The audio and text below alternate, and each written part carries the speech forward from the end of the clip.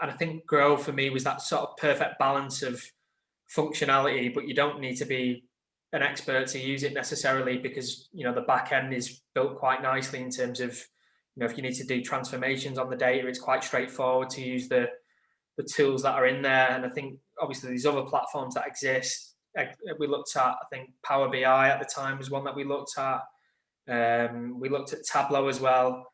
But I think Grow was just that nice sort of balance between functionality, but not being that technical that, to build a dashboard is going to be a job that takes 4 or 5 weeks, So it was quite good for us in that sense, because I think quite quickly after getting it, we were able to get off the ground really quickly. And, probably within 3 or 4 weeks, we probably had about 10 dashboards set up with key pieces of information on there. So that was one of the key factors really in deciding to go with Grow.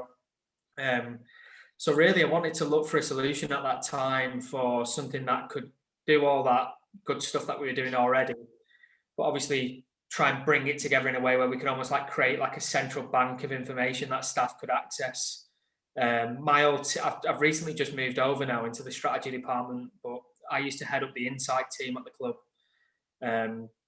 So obviously we used to get a lot of questions from different departments. So take an example. Our partnerships department that sell sponsorships for the club would often ask us questions around how many fans we've got in a particular territory, how many people watch our games there, what's the split of our fans by certain age groups, all that kind of information.